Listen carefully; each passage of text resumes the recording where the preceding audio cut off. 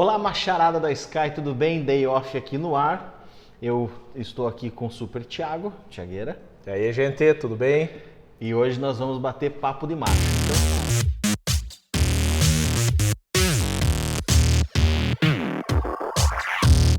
Boa, vamos lá. Muito bem, Thiagueira, Assunto de hoje.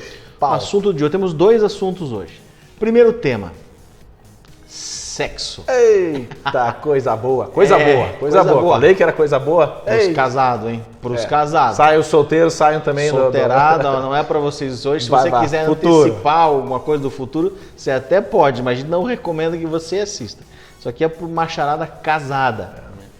Isso, aí, ó. Tem essa aliancinha na mão? Pronto, se tá sim, liberado. Continua assistindo. A Bíblia traz, a gente trouxe dois textos bíblicos aqui para vocês sobre especificamente como a Bíblia olha o nosso relacionamento com a mulher. Né? Um texto, a gente rabiscou aqui, está em Colossenses 3,19, um clássico, né, que diz lá, maridos, amem as suas esposas e sejam gentis, em outra versão tinha grosseiro. Né? Grosseiro. Não sejam, né, grosseiros com elas. Não sejam grosseiros, né? Sejam gentis. Ou ásperos. Tosco, né? Tosco. Bruto. Tosco, brucutu. Isso.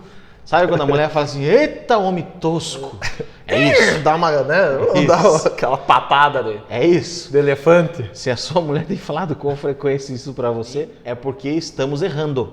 Estamos em desacordo com o que a Bíblia diz. Tá? Mas a gente vai entender os porquês disso. Se a tua mulher chama você de tosco às vezes? Ah, tosquinho, né? Tosquinho. Seja tosco assim, né? Ei, tosquinho. Eita, aqui acho que tá na natureza, né? A gente, opa, não, calma, volta ao texto ali, vamos amar nossas esposas. Que Eu imagino a Luísa se controlando, tipo, eita, marido amor, tosco. mas hoje tá, né? Hoje, ou tipo, nossa, hoje você tá, hein? Daí é porque... Aí você, opa, deixa eu tomar um banho, dar uma refrescada aqui, dar uma acalmada. Isso faz parte, né? Faz parte. E o outro texto é o texto de Efésios 5:25. Cara, esse texto ele é mais intenso. Ele diz assim, maridos, amem a sua esposa como Cristo amou a igreja. Uau! Como que Cristo amou a igreja? Ele explica aqui, entregando a sua vida pela igreja. Por que Cristo entregou a vida para a igreja? O texto continua, para tornar a igreja santa. E aí, meu irmão, começa o nosso bate-papo aqui, Thiago. Aí é régua, né? Régua de Jesus lá em cima. O que eu acho, só fazendo... Quando eu olho esse texto, eu vejo Jesus ele se anulando as suas próprias vontades em detrimento à sua noiva, à igreja. E é isso que a Bíblia fala aí. Maridos, anule a sua própria vontade em detrimento da tua esposa, porque está escrito ali, ame como Cristo amou a igreja. Uau! É uma régua muito lá em cima. É uma régua lá em cima. E às vezes fala assim, eu vou morrer por ela. O morrer é o morrer no dia a dia ali, meu irmão. É o morrer... As vontades. Isso. Sabe aquele futebolzinho da quarta? Eita. Aquela ajuda em casa. Isso. Você tá lá estirado no sofá, eita, não quero nada. E daí, não, vou morrer por ela, vou lá lavar uma louça. Eita, tem que... Chegou em casa cansado do trabalho, achando que tem direito, por estar cansado e por ter chegado do trabalho, de ser em algum momento grosseiro ou direto com ela, né? Morre. Se mata. Morre, meu irmão. Morre, ó. Isso. Morre. Não dá, né? Por quê? Provavelmente Jesus, né, ou Deus pensaram, se isso for assim, não vai dar certo. E aí, vamos aprofundando esse papo. E o que eu acho só, não é fácil para o homem. Eu acho que eu não teria dois textos falando, maridos, amem suas esposas, se fosse tão natural para o homem ter essa ação. Não. Né? E até nessa questão da gentileza, ame suas esposas, não seja grosseiro. E acho que a Bíblia não alertaria isso, Deus não colocaria um texto tão precioso se fosse tão fácil para o homem. Isso é fácil, isso já faço em casa. Então a gente tem que estar bem alerta, porque às vezes a nossa natureza puxa para isso e a gente às vezes nem percebe, gente. É um negócio automático. Você dá uma patada, não morrer pela esposa, não amar a tua esposa. Então a gente tem que estar muito atento a esses textos, deixar bem gravado aquilo que você falou. Medita, olha de novo, pensa, começa a refletir. Será que as minhas ações em casa têm refletido esses textos? E no assunto sexo, que é, né, o pessoal deve estar perguntando, tá, e o sexo? E o sexo, cadê, né? É só tem tudo a ver, né? Tem tudo a ver. Tem tudo isso aí. Porque lembre, se você não fizer isso, o que acontece com a sua esposa? Ela não se torna santa, é o que diz o texto. É parte do processo de colaborar com a santificação. Aqui o santo não é o holy, né? Não é, virou uma freira, não é isso. Mas é trabalhar a santidade, o evangelho, né? Manifestar o evangelho dentro dela, o processo de manifestação do evangelho da sua e da minha esposa, da esposa do Tiago, faz parte disso a nossa capacidade, homens, ok? De respeitá-las, de amá-las e morrermos nós mesmos por elas. Porque eu vejo muito isso na questão da cabeça e do corpo, né? É o fluxo pela cabeça indo até o corpo. Então, esse processo de santificação vindo pela cabeça, um tempo eu vi um pastor falar, achei muito interessante o que ele falou, que muitas vezes o óleo, a unção dentro de casa, geralmente vem através do cabeça, né? Quando é derramado, o óleo vem pela cabeça. Então, para que chegue no corpo, não estou dizendo que não pode, ou né, a gente não pode generalizar aqui, mas a importância do marido, sendo o cabeça do lar, de amar suas esposas e levar a um processo de santificação. Né? Então, existe uma responsabilidade aí que a gente precisa se atentar. Talvez esteja falando, mas eu não sou grosseiro com minha esposa, eu sou gentil, eu não sou áspero. Né? Eu trato ela direitinho. Beleza, você passou por um step. Como tá ok, né? Beleza, maravilha. Agora, você está morrendo por ela, cara, sinceramente, é um outro nível isso. Não, e convenhamos, né? Só tá nós aqui. Isso. Às vezes não dá uma preguiça de fazer eu vou ter que morrer. Porque morrer não é fácil, né? Morrendo não é fácil. Mas eu vou ter que fazer, porque eu amo ela, então eu vou ter que morrer mais uma vez. E às vezes a gente tá cansado sim do trabalho, às vezes enfadado e não quer, e os filhos, e aquela bagunça. Mas eu vou morrer mais uma vez pela minha esposa. Então, gente, a gente tá junto nessa, não é porque a gente tá falando aqui que para nós é fácil. Também para nós é o mesmo vagão que a gente carrega em casa, gente. A gente não vai generalizar algumas coisas aqui, né? Vamos trazer alguns casos que pode ser que se identifique com você ou não. Então a gente não está generalizando, só estamos trazendo os casos para fazer você refletir, né? Então, por exemplo, se sua esposa está em casa e você teve um dia diferente, e nesse treco de Covid, essas coisas, tá todo mundo meio maluco dentro dessa panela de pressão estranha, não te dá vontade de ir para casa, né? Não deu vontade de ir para casa. E você quer ir para casa da sua mãe ou para casa de um amigo, ou mesmo nesses tempos de Covid. Não está certo isso. Né? A sua esposa precisa de você em casa. Mas uma vez ou outra, beleza, é uma vez ou outra. Se for uma vez ou outra, tudo bem. Todo mundo precisa de individualidade também, né, Tiago? Mas se for frequente, cara, investiga esse casamento aí, investiga esse coração. Não fuja do problema, né? O grande problema eu vejo às vezes casais fugindo dos problemas, não se confrontando. Eu sempre digo que tem alguns pilares dentro do casamento que tem que ser enraizados dentro de casa, que é o diálogo, você estar convergente em relação às suas ideias, ao seu caminho. Não adianta um puxar para a direita, outro para a esquerda, vocês não vão sair do lugar. Então, a necessidade de você se expor, de ser transparente, ser vulnerável, gente. Como é difícil para o homem ser vulnerável com a sua esposa. Não é feio ser vulnerável. Não, você tem que mostrar fraqueza, você tem que mostrar, olha, eu estou precisando de ajuda.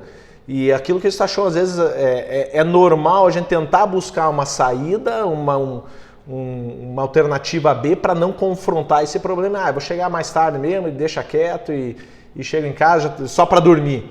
E tá errado. E aí você fica um casamento, não é o casamento modelo que Deus quer para a tua vida. Deus tem um propósito específico para o teu casamento, para a tua família. E Ele quer realmente que vocês tenham uma unidade, assim como Cristo amou a igreja, que isso seja uma verdade no casamento de vocês também. Então, se porventura você está passando por isso, está se identificando com isso, chegou o momento de confrontar isso, né, ir até a sua esposa e conversar com ela, buscar ajuda, buscar aí o seu discipulador, buscar conselheiros. A Bíblia fala da importância de conselheiros. Vejam casais aí que vocês acabam tendo um bom relacionamento. Busque ajuda, gente, porque é importante. O pilar importantíssimo dentro da família é o relacionamento marido e mulher. Se esse pilar, marido e mulher, está mais ou menos, isso passa para a família e, por consequência, acaba influenciando o resto da tua vida. Então, a importância realmente é a gente estar atento com relação a isso, né? Ah, mas a Bíblia diz que o homem é o cabeça, assim como Cristo é o cabeça. Então, isso me dá o direito de ser quase que um Napoleão Bonaparte da minha casa e ser um mandão, quase que um coronel, um Nero, um Calígula dentro da sua casa, né? E você tem a sua serva sexual, talvez, somente, ali para lhe atender, lavar suas roupas, dobrar suas peças. Cara, vamos voltar para 2020 e pensar que isso, além de ser uma grande de uma burrice, é antibíblico. Você vê Cristo fazendo isso com a igreja? Você vê Cristo... tira as crianças aí, tá? Você vê Cristo cagando regra em cima da igreja? Assim, ó, faz isso, sou eu que mando aqui e eu que sustento essa casa. Quem traz dinheiro para esse lar? Quem trouxe santidade para essa igreja que fui eu. Quem sustenta a ponte entre Deus e vocês sou eu. Então vocês têm... Você vê que Jesus fazendo isso com a igreja? E por que rola isso? E é importante a gente entender, gente... As nossas esposas não são nossas empregadas. Que isso? E não são nossas mães também. Isso. Então deixa de lado esse negócio de veio aqui só para servir e vai lavar roupa e vai dizer que e aí que a gente quer que ainda chegue no quarto e ela esteja cheirosinha, bonitinha para ainda a gente entrar aí e fazer, né, aquele serviço bom. Tudo, tem que ser assim. Para janta, lava a louça e eu vou estar aqui no sofá. Gente, não funciona assim, gente. Amar a igreja, amar a esposa como Jesus amou a igreja, também não vejo dessa maneira, né? A gente tem que confrontar e trazer essa verdade, infelizmente. Quando nós nos posicionamos assim, né, na maioria dos lares, salvo alguns lares que a mulher tem um pouco mais de empoderamento, eu estou falando de empoderamento sadio aqui, tá?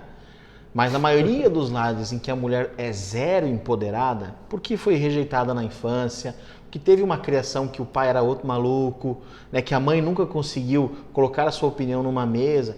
Nessa situação, você mata a mulher. Você mata. Isso é, às vezes, só um olhar, você já mata a mulher de poder se expressar. E, cara, a sua esposa tem um propósito. E você é responsável pelo propósito dela, o cabeção.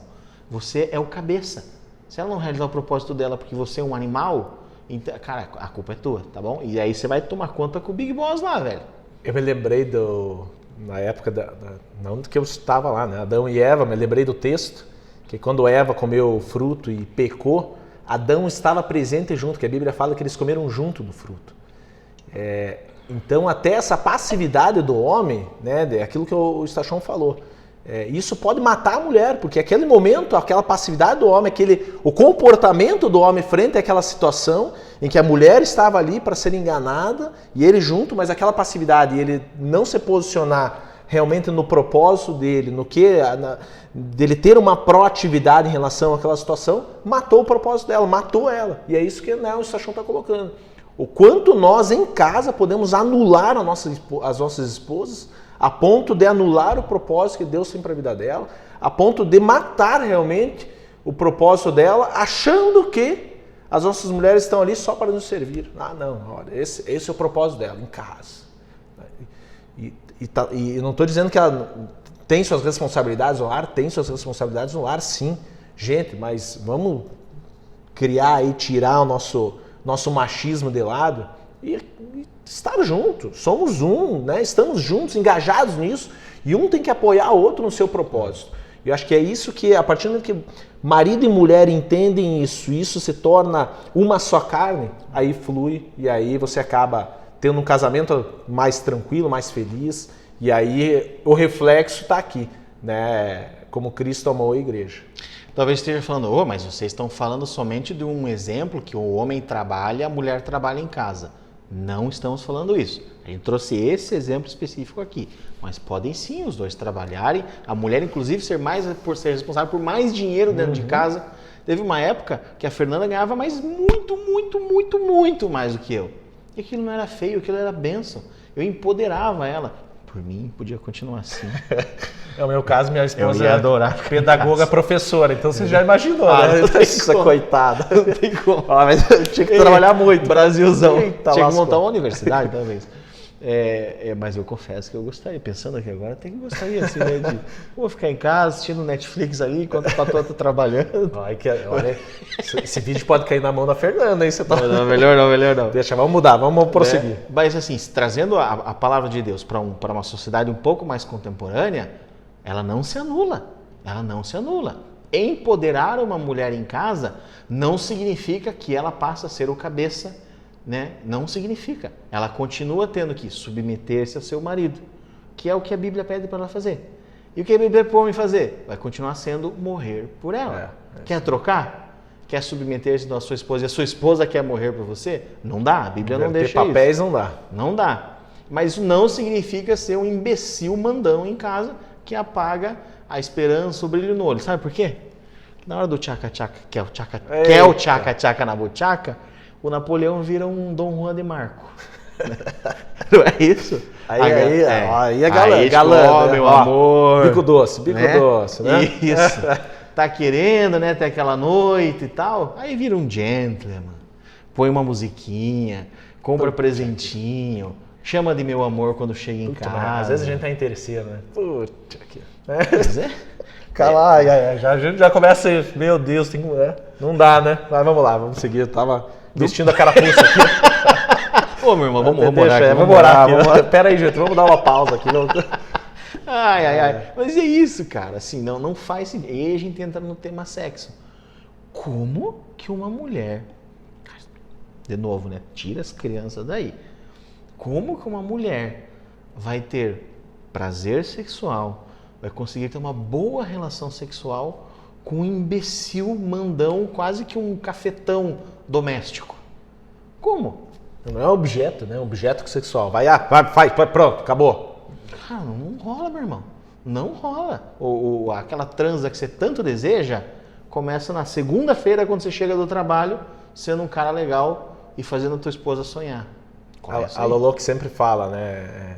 Ela falou que uma mulher, ela não esquenta como micro-ondas, mas como um forno a lenha. Então, forno a lenha, gente... Demora. Põe uma lenha. Isso. Põe outra lenha. E é um processo. Esses dias a gente fez um negócio bem depois, interessante. Lenha. Opa, aí cai matando. Mas esses dias a gente fez um negócio bem legal que eu recomendo que vocês façam. Cada um, e aí a gente pegou até o próprio celular. Ela me manda uma mensagem, eu vou mandar para você. Escreva aí o que te faz se sentir amada. Eu mandei para ela, ó, amor, o que me faz me sentir amado é isso. Mandei uma listinha para ela. E ela mandou para mim. E aí eu, a partir daquela lista, eu fui ticando. Puxa, isso é o quê? Isso eu faço. Opa, esse não. Como é que é essa listinha? É assim, você faz uma pergunta para Fernanda. Fernanda, o que te faz se sentir amada por mim? É uma coisa ou várias coisas? Várias coisas. Então ela pode colocar lá, olha, você me fazer uma surpresa, você vir e me Tomar dar um banho. abraço, Você toma banho Pode ser. todo dia. Mas você vir me dar um abraço inesperado, um presente, um chamego, você no meio do dia me mandar uma mensagem, isso me enche O baldinho. O baldinho, sabe? É uma lenha, me faz me sentir amada, é bom pra mim. E aí a gente começa a ser intencional em cima daquela lista. Esses dias eu peguei a lista que eu coloquei no meu celular, deixa eu dar uma revisada, porque, gente, aí no assunto, isso aqui reflete direto aqui, gente, é bom. Então, por que não ser intencional, pegar aquela listinha, deixa eu ver aqui, essa aqui. Então, no meio do dia lá, ela se sente amada, recebendo uma mensagem inesperada, dá uma paradinha, deixa eu mandar uma mensagem, tá pensando em você, te amo. Pronto. Né? Fez, gente, muda. Então a importância é realmente você ser intencional nisso também. Porque, gente, a conexão sexual dentro do casamento é um pilar importantíssimo. Por mais que a gente é amigo da nossa esposa, sim, mas não somos amigos. É marido e mulher. E marido e mulher tem um ponto importantíssimo que é o sexo. A conexão corporal do corpo, da unidade. Isso é necessário fazer, gente. Isso é bíblico. Né? A gente não pode chegar e deixar isso do lado. Não, isso é pecado. A gente tem que parar. A pureza do sexo. é algo de Deus. O sexo dentro do casamento é algo de Deus, é algo prazeroso que Deus fez para nós. Então vamos ser intencionais também com relação a isso. Né? Você tem que fazer uma pergunta, como que está a minha vida sexual dentro do meu casamento? Né? Também é um alerta, se faz tempo, né? Né? Alerta, sinal amarelo, tá errado. Todo dia 31. Todo dia. Né? Inevitavelmente, pelo menos aí uma vez por mês. Dia 31. Pelo menos uma vez por mês. Se não for uma vez por mês, o sinal vai estar... Tá feio, tá aí. Tá errado. Mas, gente, a gente tem que estar alerta a isso, porque acho que um dos primeiros focos que a gente vê em que há um esfriamento no casamento é na área sexual, é no sexo. Daí o homem acha, vai lá, faz o serviço lá, libera, esvazia o saco. Literalmente. Esvazia o saco e tá pronto, acabou. Aí, cara, se vira um negócio tosco. Não tem diferença nenhuma entre você e um cavalo. Mas é isso. É isso? É isso. E aí, assim, cara, você não tá casado com uma égua. Né? Você não é Você já viu um cavalo montando sobre a égua, né? Ou fazendo ali a cruza, né? Cara, chega, vai, acabou. E tchau. Né? Cara, isso não é casamento. Né? E aí, é óbvio que a gente hoje não vai aprofundar nas questões da relação sexual. A gente não é sexólogo. Não é o nosso ponto esse. O nosso ponto tem um texto que diz, morra por sua mulher. E entra nesse assunto sexo sim, cara. Porque o teu desejo de cavalo tem que morrer. Você tem que fazer ela satisfeita. Né? E sabe o que é legal também, gente? Conversar sobre isso. Dialogar com a sua esposa sobre o assunto sexo. Às vezes há uma blindagem, há um medo. Não, vamos conversar sobre sexo. O que você gosta? O que eu gosto? Conversa. Há um diálogo, há uma abertura, uma vulnerabilidade, como a gente estava falando aqui, também no tema do sexo. Né? Acho que é importante essa descoberta, etc. É legal isso, mas a partir do momento que você é transparente com a tua esposa, é muito mais fácil você ter sucesso dentro do relacionamento sexual, dentro do teu casamento. E tua esposa também, né? Ser prazeroso para os dois, porque não adianta ser só prazeroso para o homem. Aí aquela gentileza ali, que nem você falou, é o cavalo e ponto, e acabou, só o prazer para o homem e para a mulher, tá, vai. Tipo, tá errado. Cumprir papel. Não é assim a ideia, né?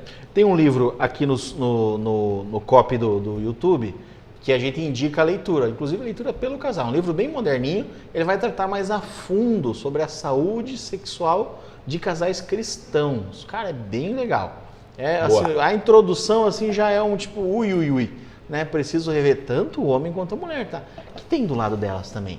Tem as coisas que as mulheres precisam arrumar. Mas como aqui é o day off, a gente não vai falar do que as mulheres têm para arrumar. Deixa lá o povo do Florescer para falar essas coisas. Isso aí. A gente vai falar aqui dos machos. E aí, com 15 anos de igreja já, né? Pensando, vendo tudo quanto é tipo de caso, cara, tem umas aberrações, assim, da capacidade do homem de tratar as esposas como objeto que, reveja isso, né? Reveja o poder do não da sua esposa, né? Reveja isso, porque isso sim pode minar um casamento. É isso aí. Beleza? Esse é o nosso primeiro tema, só para dar uma esquentada aí no bom sentido, né, sobre esse assunto, porque é um assunto pouco falado. E quando é falado é cheio de toquezinho, né? Cheio de toquezinho, assim, tipo, não pode falar, não pode falar os pinto. Tipo, estamos aqui homem para homem, tá? Beleza? Sem viadagem não também, vem né? com essa história. Outro tema, galera, que a gente vai falar pouco hoje, e aí a gente quer aprofundar isso em mais day offs. É sobre o tema da paternidade. Como assim paternidade? A sua posição como pai dentro de casa. Obviamente, se você tem filhos, né? Se você tem filhos, cara, se tem um troço que está sendo perdido nas famílias, é a posição do pai, a importância, a relevância do pai. E quanto isso é importante, né, Tiago, dentro de casa. Como que você está vendo as famílias? Como é que você está vendo os casais olhando assim para as crianças? Se você começa a analisar alguns estudos, e a minha esposa gosta muito de ler sobre isso e eu acabo compartilhando com ela, né? E você começa a perceber alguns problemas na juventude, problemas até na fase adulta, são em função da forma que essas crianças tiveram seus relacionamentos com seus pais. E principalmente a figura paterna. O pai, né? O pai, especificamente. Então o pai tem uma figura depois ali eu não sei a idade certa ali agora, eu também não sou especialista nisso, mas a partir do momento que passa ali a primeira infância, que há uma separação da mãe, né? A criança ainda tem aquela unidade com a mãe ali, até porque, né, gerou a criança, etc. Depois daquilo, a criança começa a identificar com o pai, há uma conexão direta com o pai. E aí o pai é responsável muito ali, a partir talvez dos 6, 7 anos, por essa conexão, por firmar alguns valores, alguns princípios, como um modelo mesmo. Por isso que a Bíblia fala, né? Ensina para que não se desvie. Uau, como é importante nós sermos intencionais com os nossos filhos. E aí a gente começa a pensar, em alguns momentos eu fico, meu Deus, será que a gente está sendo intencional e os filhos estão crescendo? E será que eu estou deixando, quais as marcas que eu estou deixando? E gente, marca você deixa com o que você fala, com o teu jeito, com o teu posicionamento, a forma que você trata a tua esposa, aí volta o texto que a gente estava falando, a forma que você trata teus filhos, a forma que você trata a sociedade, a forma que você trabalha, a forma que você equilibra trabalho, outras atividades, família, o quanto você prioriza em casa os seus filhos. E mais uma vez eu falo, gente, às vezes é cansado, você chega cansado do trabalho. O quanto nós somos intencionais com nossos filhos, de realmente ter tempo de qualidade, entender os nossos filhos, ouvir eles, instruir eles. Gente, os nossos filhos crescem num piscar de olhos. O que eu não quero e que eu olhe para trás e me arrependa do que eu não fiz, que eu poderia ter feito. E a importância da gente estar conectado a isso, gente, porque os nossos filhos estão crescendo e a gente não pode perder essa oportunidade. E aí eu sempre gosto, antigamente era o livro zerado, né? Mas os nossos filhos são um HD, é um HDzinho zerado. E quem está colocando ali... Um papel sulfite em branco, né? Tá ali. Somos nós. E o papel do pai nessas horas, moçada, é muito importante. É muito importante. Você sabe que aqui na Sky a gente tem uma ênfase nas crianças bem relevante, né? E esse é um exercício para você identificar um pouco se você está acertando a mão, assim, né? O que a gente enxerga, né? A gente tem os dados, a gente ouve, a gente olha os acessos, né, nas redes sociais e tal. Quem assiste com os filhos, quem baixa os conteúdos, quem comenta, são as mulheres. Tá errado. Tem um papel sim do pai de assistir o culto junto, de fazer a lição junto, não só a lição da igreja, a lição da escola, né? Sentar no chão, brincar. Conhece o chão da sua casa? Sabe aquele troço chamado chão, que você pisa, varre às vezes? Senta no chão com teu filho, com tua filha e brinca com ele, você vê o mundo diferente que é quando você está à altura dele.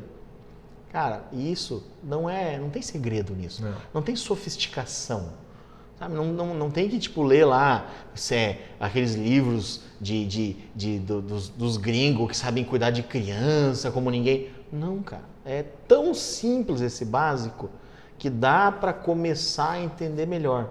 Que tira essa mentira, às vezes o diabo joga na mentira de alguns homens, eu não sei como fazer, eu não sei como brincar com meu filho. Como você achou? Falou, deita no chão, que teu filho suba em cima de você, pronto. Você teve a conexão com o teu filho. Né? Isso é importante. A partir do momento que você começa, a ideia da gente tentar cuidar com as priorizações, é o trabalho, que geralmente homem é isso, né? É o trabalho. Qual que é o modelo e de prioridade que você está ensinando para os teus filhos? Não, antes de tudo, antes da família, talvez até antes de Deus, antes da igreja, é o trabalho. Então ele cresce em cima dessa mentalidade. E como que ele vai fazer para mudar lá na frente? E aí se torna... Por isso que às vezes a gente percebe ali a forma que um pai educa um filho, muitas vezes é reflexo de como foi educado pelo seu próprio pai. Por quê? Porque é reflexo. Então, às vezes, você precisa quebrar uma crença, uma cultura, a forma que você foi educado pelo seu pai, a forma que você teve relacionamento com o teu pai, você tem que quebrar isso na tua família e começar a se relacionar e ter uma conexão diferente com o teu filho. Tipo, meu pai me tratava na porrada e eu não virei nenhum louco. Você que está dizendo que não virou nenhum louco. Né? Você tá perguntando isso, eu não sei não. Isso. Ele diz assim, cara, não significa que se você tratar seu filho na porrada, vai dar o mesmo resultado. Né? Não repita essas coisas, não precisa, né? Eu tenho uma admiração pela minha mãe enorme, né? E a minha mãe deu uma educação dura. A educação da minha mãe, por mais que a gente brinca da Dona Ivete, né? Por famosa, mais que, né? Famosa Dona Ivete, virou quase um personagem já.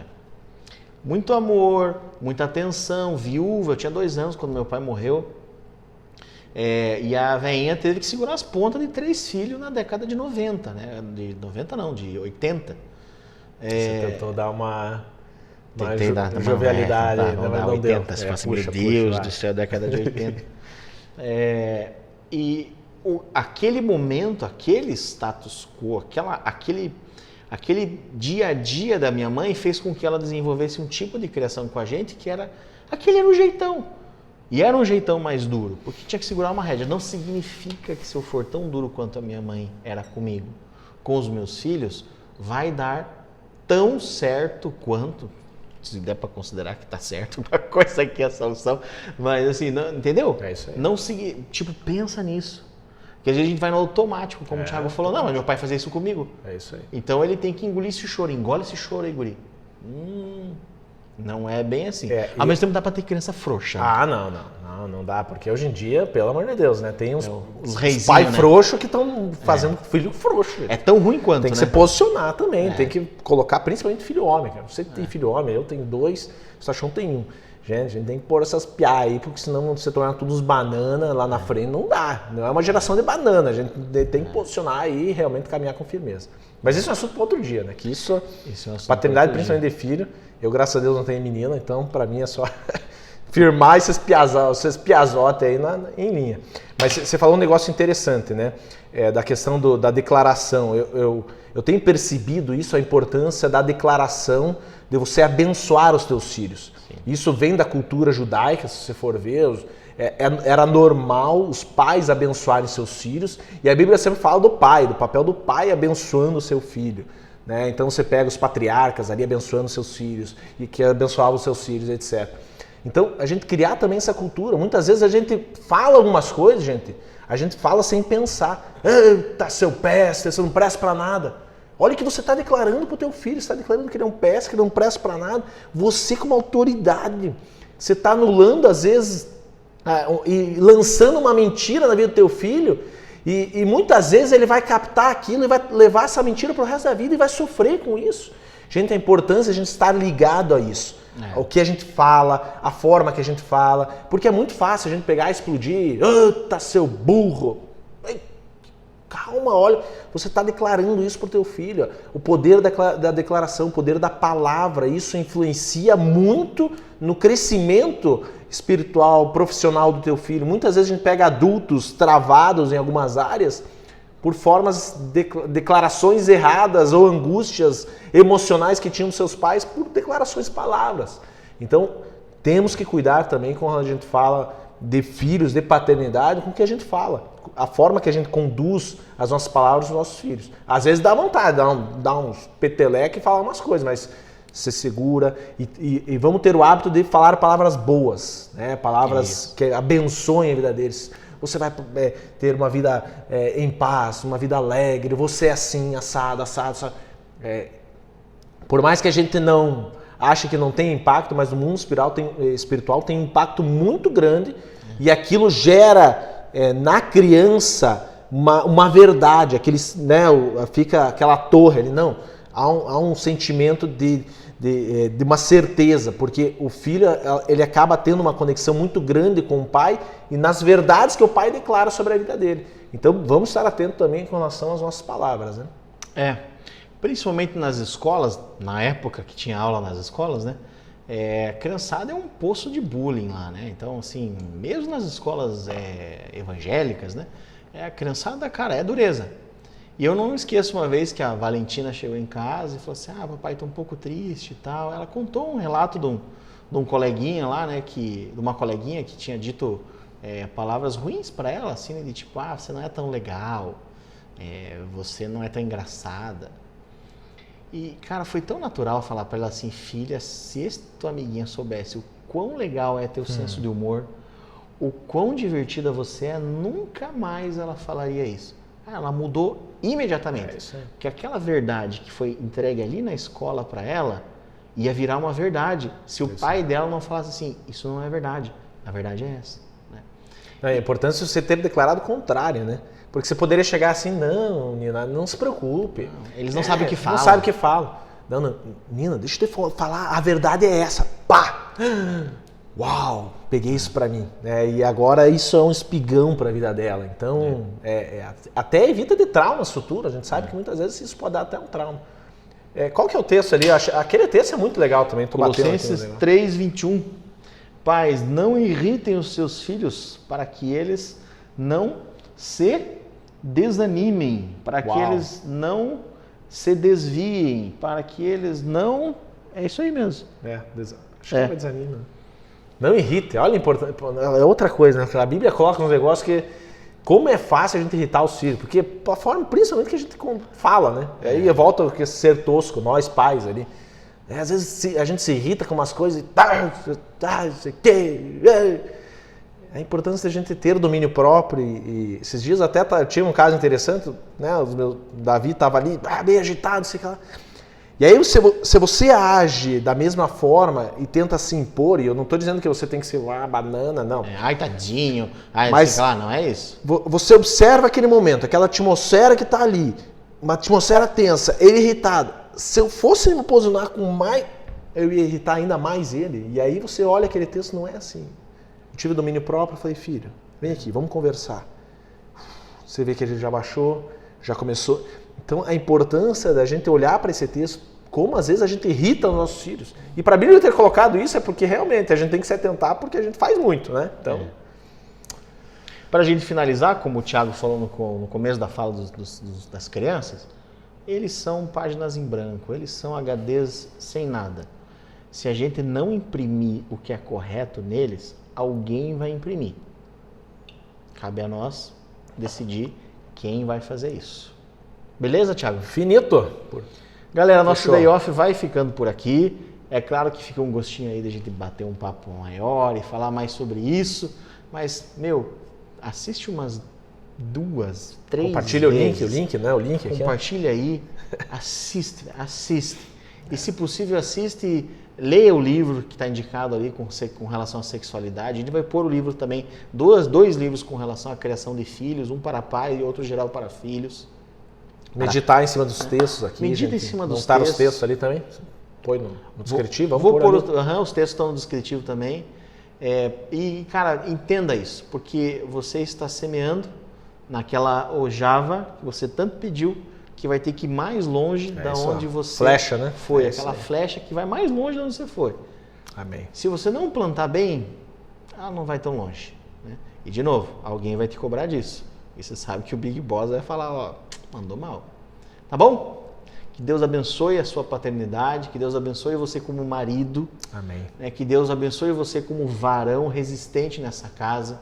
Que a sexualidade sua e de sua esposa seja algo lindo, algo santo, algo novo, algo que traga renovo para essa casa. Em nome de Jesus. E que diga amém. Que nem eu, nem o Thiago, nem você precisemos um dia daquela pílula azul. Eita, glória a Deus. Espero que não, tá tudo certo. Beleza, gente? Valeu, gente. Tchau. Até mais.